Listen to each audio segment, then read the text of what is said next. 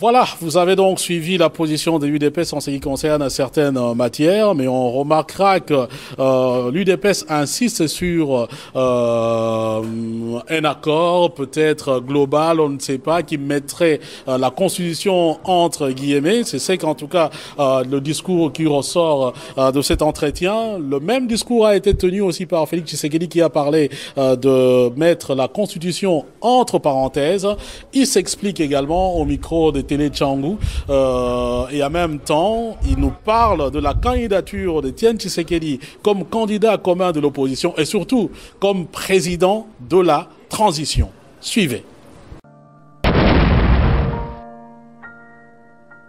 Voilà, Monsieur Félix Tshisekedi, secrétaire national chargé des relations extérieures de l'UDPS.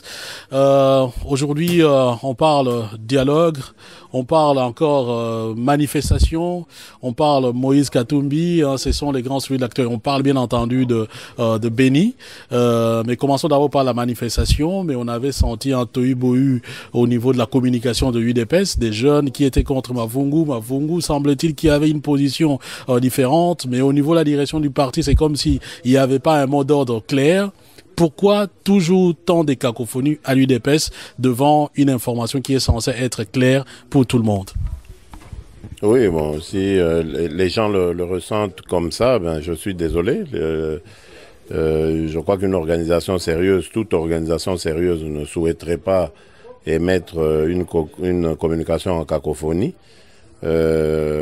C'est à voir, c'est à régler à notre niveau, donc c'est à nous de nous améliorer. Mais ce que je peux dire rapidement, c'est que l'UDPS, par la voix de son président, dans son message adressé à nos combattantes et combattants le 16, à l'occasion du 34e anniversaire du parti, le 15 février dernier, le président a dit que l'UDPS se retrouverait toujours du côté du peuple à chaque fois que celui-ci marquera une action quelconque pour faire pression sur ce régime. Et je pense que ce qui est arrivé ce jour, c'est une action qui va dans ce sens, donc l'UDPS ne peut que la soutenir. La polémique est inutile, parce que je crois que nous sommes engagés tous pour le même combat. Ça ne sert à rien. Il n'y a pas de lutte utile ou lutte inutile. Je crois que, ou d'action utile ou action inutile. Je crois que toute action, quelle qu'elle soit, qui va dans le sens de faire pression sur ce régime afin de l'empêcher de se maintenir illégalement au pouvoir, ben, cette action est à encourager. C'est tout. Et donc, c'est pour dire, pour ceux qui vous suivent, par exemple, à Kinshasa et partout ailleurs dans le monde, que désormais, dès qu'il y a une action contre le régime en place à Kinshasa, on ne peut plus se poser des questions sur la participation ou non de l'UDPS et que l'UDPS sera là. Non, l'UDPS cautionne cela, donc encourage. On peut ou ne pas. Dans ce cas, nos amis de l'opposition ne nous ont pas invités à nous joindre à eux. Mais vous voyez que nous sommes restés solidaires. Nous avons dit, nous ne donnons pas de contre-ordre. Il faut que ceux de nos combattants qui veulent se joindre à eux le fassent. Et c'est ce qu'on a vu. Il y a eu beaucoup de combattants de l'UDPS. Les images parlent d'elles-mêmes. Alors la manifestation avait entre autres comme objectif de barrer la route à ceux que l'opposition qualifie comme étant un coup d'État institutionnel, notamment consécutif à l'arrêt de la Cour constitutionnelle, autorisant au président Kabila de rester en place si les élections ne sont pas organisées. Il me semble que dans un des discours, vous avez dit que de toute façon aussi après fin mandat de Kabila, il n'y a pas organisation des élections, on mettrait la Constitution entre parenthèses. Est-ce que vous pouvez expliquer ce que cela signifie? Oui. Mais si vous pouvez parcourir notre Constitution de A à Z, vous ne trouverez nulle part où il est prévu un cas de non-organisation d'élections. Donc ce n'est pas prévu. Comment est-ce qu'on gère une période où il n'y a pas eu d'élection? C'est pas prévu par la Constitution. Donc ça demandera que les Congolais se mettent ensemble, la classe politique se mette ensemble et lève des options. Et ces options, comme c'est impossible d'aller les prendre dans la Constitution, donc il faudra mettre la Constitution entre parenthèses en attendant de trouver une parade à, ce manque d'élections et ensuite reprendre la Constitution. C'est par là. C'est pour ça que j'ai entre parenthèses. Donc c'est pas qu'on va la substituer par une autre Constitution, mais si M. Kabila, qui sera le premier responsable de la situation, n'organise pas des élections, forcément il doit y avoir une période de transition parce que personne n'est élu. Et c'est pour ça d'ailleurs qu'à cette occasion, je disais, s'il y a une période de transition, nous proposerons la candidature d'Étienne Tshisekedi, parce que c'est le président élu, et donc ce serait normal. Ah, donc ça devient plus intéressant. Donc dans ce cas-là, ça serait président des transitions, Étienne Tshisekedi, pour faire quoi concrètement? Mais pour organiser les élections, diriger le pays pendant la transition, afin d'aller à des élections libres, démocratiques et transparentes. C'est ce que je disais, je répète ce que j'avais dit. C'était d'ailleurs dans une émission à Kinshasa sur Top Congo, c'est ce que j'ai dit. Donc par mettre la Constitution entre parenthèses, c'était pour dire, comme ce ne sera pas possible de se baser sur la Constitution pour définir la période inédite dans la Constitution, que nous allons connaître après le 19 décembre, donc il faut que la classe politique se mette autour d'une table en mettant de côté la Constitution, en la mettant entre parenthèses, pour définir la période, déterminer la période en question. Est-ce que vous n'avez pas peur qu'à l'issue, par exemple, d'une telle transition, que la majorité vienne vous dire, bon, la Constitution n'existe plus et donc Joseph Kabila pourra, de toute façon, Joseph Kabila gardera toujours ses partisans. Donc, viendra vous dire, bon, maintenant que la Constitution n'existe plus, Kabila pourra se représenter à une élection future. Je vous dis que si nous n'avons pas d'élection, ça veut dire qu'il y a un coupable à cette situation. Quelqu'un qui aura fait qu'il n'y ait pas ces élections. Et nous le voyons, nous savons qui c'est. Donc, je ne vois pas comment, si nous le sanctionnons en le mettant de côté pour qu'une transition se mette en place et organise de bonnes élections, je ne vois pas comment et par quel miracle ils reviendront dans la danse. Je crois qu'ils seront définitivement écartés. D'ailleurs, c'est ce que notre peuple souhaite. Mais maintenant, dans ce cas-là, parce que si on peut arriver à cela, quelle est maintenant l'importance pour le moment d'aller au dialogue avec quelqu'un, comme vous le dites vous-même, qui a montré toute la volonté de pouvoir rester en place en passant par des subterfuges comme on le fait pour le moment? Vous savez, lorsqu'on amène un dictateur à dialoguer, ce n'est pas par faiblesse. Ce n'est sûrement pas par compromission. Nous voulons de ce dialogue parce que nous voyons qu'il y a des problèmes sérieux à régler dans ce pays. Et nous devons les régler par le dialogue. Ça, c'est notre entendement. Sinon, il y a l'autre entendement qui est par la force. Mais nous avouons ici que cette force, nous sommes incapables de la conseiller aux Congolais aujourd'hui. Parce que nous saurons peut-être comment elle va commencer, mais nous ne savons pas comment elle va se terminer. Ce ne serait pas responsable de notre part de prôner la force. Nous prônons les pressions et le dialogue. Parce que c'est comme ça que nous avons toujours procédé. Nous avons une histoire dans ce pays. L'UDPS a aujourd'hui 34 ans. Beaucoup de gens semblent tomber des nues aujourd'hui quand ils nous entendent parler de dialogue, mais c'est comme ça que nous avons toujours procédé.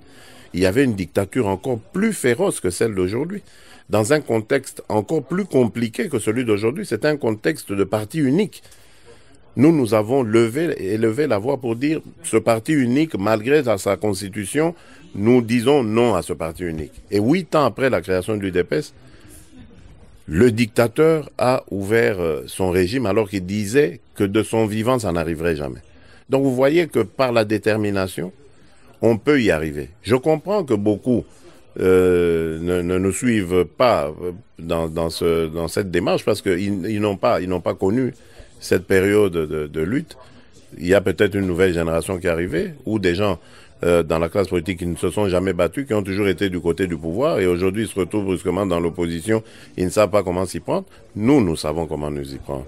Nous savons qu'avec la détermination, nous pouvons faire reculer cette dictature. Voilà. Maintenant, mettons-nous dans une posture où voilà, les choses bloquent. Il y en a des temps ailleurs, on parle déjà des sanctions.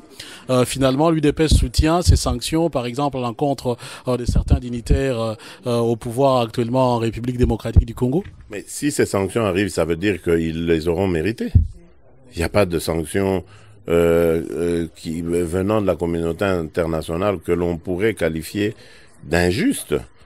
Je crois que celle-ci, qui est entourée d'une armée de juristes, se base sur des faits, sur le droit international, afin de pouvoir exercer ces sanctions. Le Congo, la République démocratique du Congo, fait partie des Nations Unies. Elle a signé cette charte.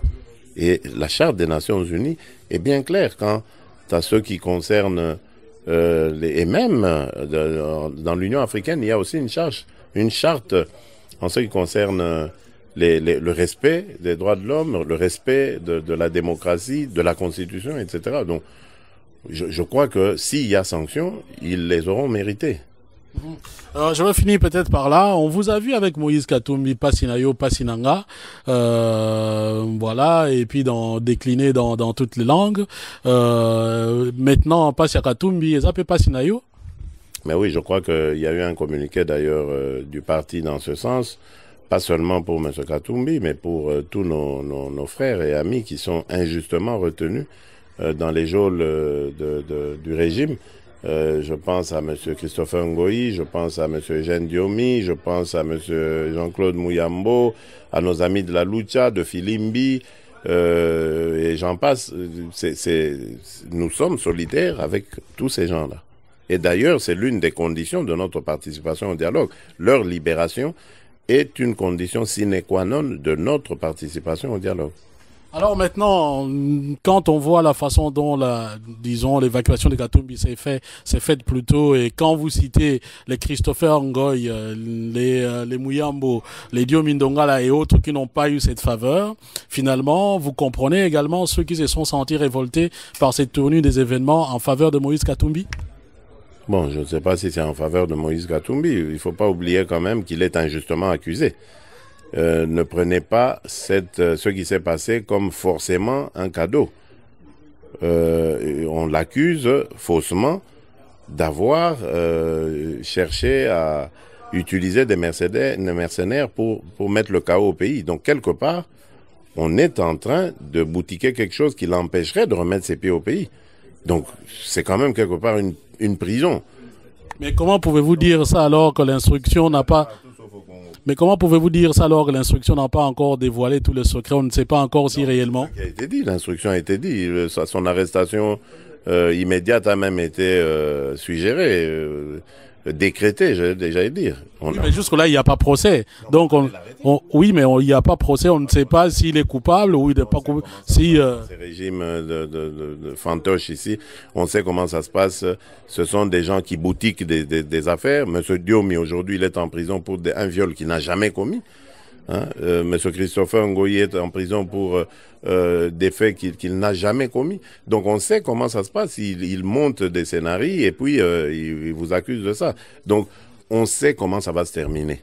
D'ailleurs, quand vous regardez la fameuse autorisation du procureur, elle dit bien, voilà, si vous allez vous faire des déclarations politiques à l'extérieur, ça y est, nous retirons la déclaration. Donc autrement dit, vous êtes répréhensible. Donc dès qu'on vous mettra la main, oui, donc évidemment, il sait que ça veut dire que s'il fait des déclarations, il peut plus rentrer dans le pays. Donc on le force à l'exil.